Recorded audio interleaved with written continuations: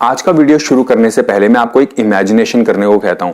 अब जरा सोचिए कि आप एक क्लासरूम में बैठे हैं और क्लासरूम में सामने आपको आधे बच्चे बुर्के और हिजाब में दिखाई देते हैं, आधे बच्चे पठानी कुर्ते पजामे में और सर पर जालीदार टोपी पहने हुए स्कूल और कॉलेज में आते हैं और आधे बच्चे पादरियों के कपड़े में जिनके गले पर क्रॉस टंगा हुआ है। अब एक टीचर होने के नाते जब आप उनसे पूछेंगे कि ये सब क्या है भाई, स्कूल की यूनिफॉर्म कहाँ है और कहाँ है तुम्हारा डिसिप्लिन, और सामने से बच्चे ये जवाब दें कि सर ये सब तो हमारे मजहब में कतई कंपलसरी है। हेलो दोस्तों, मैं हूं सुरेंद्र नेगी और चैनल में आपका स्वागत है। आज का ये वीडियो देखने के लिए और हमसे जुड़ने के लिए आपका बहुत बहुत धन्यवाद। तो भाई आज की वीडियो में हम डिस्कस करने वाले हैं स्कूल और कॉलेज में बुर्के और हिजाब के रोल को। तो हमारे साथ इस वीडियो में बने रहिए और इस वीडियो को अंत तक जरूर देखिए। तो इस कांड की शुरुआत हुई 2 जनवरी को, जब कर्नाटक के उडुपी जिले के एक कॉलेज में 6 मुस्लिम लड़कियां क्लासरूम के अंदर हिजाब पहनने पर अड़ गई थी और दुहाई दी गई फंडामेंटल राइट्स और मौलिक अधिकारों की। तो जब बढ़ते बढ़ते ये बात कॉलेज के प्रिंसिपल तक पहुंची तो कॉलेज के प्रिंसिपल ने साफ कह दिया कि मुस्लिम लड़कियां अगर चाहें तो कॉलेज के कैंपस में हिजाब पहनकर घूम सकती हैं, पर क्लासरूम के अंदर इसकी परमिशन नहीं मिलेगी क्योंकि इससे क्लासरूम का डेकोरम खराब होता है। अब देखिए भैया, बात है सीधी और साफ कि कोई भी एजुकेशनल इंस्टीट्यूट जैसे स्कूल या कॉलेज, उनका एक ड्रेस कोड होता है और स्टूडेंट्स को उसी के मुताबिक स्कूल या कॉलेज जाना होता है। जैसे काफी सारे स्कूल्स में शर्ट और पैंट लड़कों का ड्रेस कोड है, उसी तरह लड़कियों के लिए शर्ट या फ्रॉक या काफी जगह सलवार सूट वगैरह वगैरह इस तरह की ड्रेस कोड सेट होती है। तो भैया काफी लोग कहेंगे कि इस तरह के सेट ड्रेस कोड की जरूरत काफी कॉलेजेस और स्कूल्स में नहीं होती। तो भैया चलो मान लिया कि ऐसी पाबंदी हर स्कूल और कॉलेज में हो, ऐसा जरूरी नहीं, पर इसका मतलब ये तो नहीं कि जो मन में आया मुंह उठाया और पहनकर आ गए। आधे बच्चे बुर्के में और हिजाब में आ रहे हैं, आधे बच्चे पठानी सलवार सूट और जालीदार टोपी पहनकर। तो भैया ये स्कूल है, कॉलेज है, तुम्हारे अब्बा और फादर का घर नहीं कि जो घर पे पहनते हो वो यहाँ पर भी पहनकर आ जाओगे।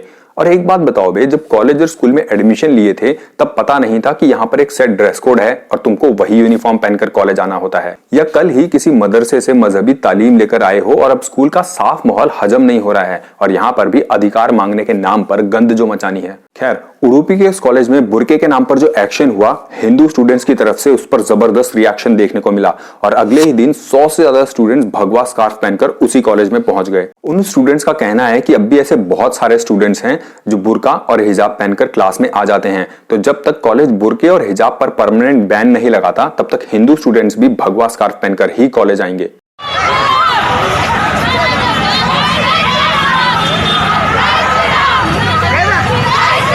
ಅವರಿಗೆ ಹಿಜಾಬಿಗೆ ಅವಕಾಶ ಕೊಟ್ರೆ ನಾವು ಇದನ್ನ ಹಾಕಿ ಹೋಗೋದು ಗ್ಯಾರಂಟಿ. ಅವರಿಗೆ ಒಂದು ಸಮವಸ್ತ್ರ ಅಂದ್ರ ಮೇಲೆ ನಮಗೆ ಸಮವಸ್ತ್ರ ಬೇಕಷ್ಟೇ. ನಮಗೆ ಸಮವಸ್ತ್ರ ಇದ್ರೆ ಮಾತ್ರ ನಾವು ಹೋಗ್ತೇವೆ. ಅವರಿಗೆ ಬುರ್ಕ ಹಾಕ್ಲಿಕ್ಕೆ ಬಿಟ್ರೆ ನಾವು ಶಾಲಕ್ಕೆ ಕ್ಲಾಸಿಗೆ ಹೋಗ್ತೇವೆ ಅಷ್ಟೇ. ಸಮಾನತೆ ಸಮಾನತೆ. ಅವ್ರು ಒಳಗೆ ಹೋಗ್ಲಿಕ್ಕಿಲ್ಲ, ಅವ್ರು ಹೊರಗೆ ಇರ್ಬೇಕಷ್ಟೇ. ಬೇಕಾದ್ರೆ ಹೊರಗೆ, ಬೇಕಾದ್ರೆ ಎಲ್ಲಿ ಬೇಕಾದ್ರೂ ಹೋಗ್ಲಿ.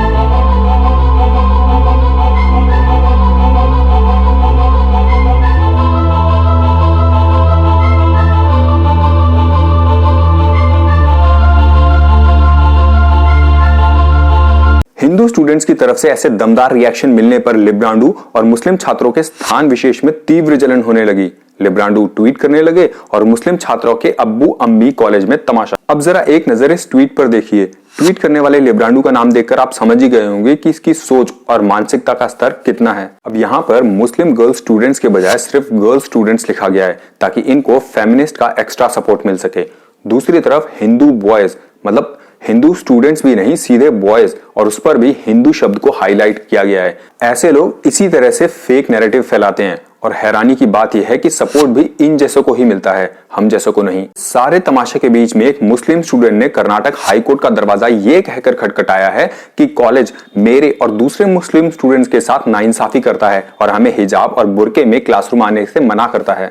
आगे इस मुस्लिम लड़की ने कहा है कि हमें धार्मिक स्वतंत्रता की आजादी संविधान में मिली है और इस्लाम में हिजाब पहनना और उसकी प्रैक्टिस करना धार्मिक स्वतंत्रता है। बात बिल्कुल बचकानी सी और बेतुकी सी है और जहां तक संविधान में धार्मिक स्वतंत्रता की बात है तो चलो वो भी डिस्कस कर लेते हैं। तो ये बात सही है कि हमारा संविधान हमें धार्मिक स्वतंत्रता का हक देता है और जिसका जैसा मन चाहे अपनी तरह से अपने धर्म का पालन कर सकता है, पर जब इसी हक का इस्तेमाल गलत कामों में, कट्टरता फैलाने में और माहौल बिगाड़ने के लिए किया जाने लगे तो बात बिल्कुल अलग हो जाती है। इसे सीधे से एग्जाम्पल से समझ लेते हैं। मान लो एक मुस्लिम लड़की चाहती है कि इस्लाम में जैसा बताया गया है वो उसी तरह बुर्का और हिजाब पहने, तो ठीक है वो पहन सकती है, पर अगर वही लड़की एक ऐसे स्कूल में एडमिशन लेना चाहे जहां का ड्रेस कोड ही शर्ट और स्कर्ट है, तो फिर वो ये जिद नहीं कर सकती कि मैं बुर्का पहनकर ही स्कूल जाऊंगी, क्योंकि ऐसा कर कर वो स्कूल का माहौल बिगाड़ रही है। बच्चों से शुरू हुई ये लड़ाई अब बड़ों तक पहुंच गई है और कॉलेज मैनेजमेंट और मुस्लिम स्टूडेंट्स के पेरेंट्स के बीच में एक मीटिंग भी हुई, पर जैसा सोचा था ठीक वैसा ही हुआ और इस मीटिंग का कोई नतीजा नहीं निकला,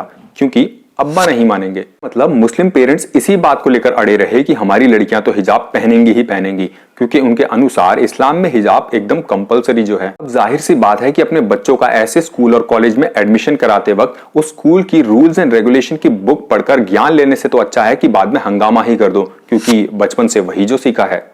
अब मुस्लिम पेरेंट्स का ऐसा अड़ियल रिएक्शन देखकर हिंदू भी साफ साफ बोल रहे हैं कि जो भी स्टूडेंट्स कॉलेज में हिजाब पहनकर आए उन्हें बाहर का रास्ता दिखा देना चाहिए। हिजाब की मांग पर अड़े रहना इनकी कट्टरता की पहली सीढ़ी है। आज हिजाब की मांग कर रहे हैं, कल नमाज पढ़ेंगे और परसों कॉलेज को ही मस्जिद बना देंगे। हिजाब से जुड़ा ये पूरा मामला कर्नाटक हाई कोर्ट में है और ये देखना दिलचस्प होगा कि ऊंट किस करवट बैठेगा। मेरा मतलब कर्नाटक हाई कोर्ट इस बारे में क्या फैसला सुनाती है। अब अगर आपको ये वीडियो पसंद आया तो इसे लाइक कीजिए, नीचे कमेंट्स कीजिए और इस चैनल को सब्सक्राइब करके अपना सपोर्ट जरूर दिखाइए। मिलते हैं अगले वीडियो में, तब तक के लिए जय श्री राम।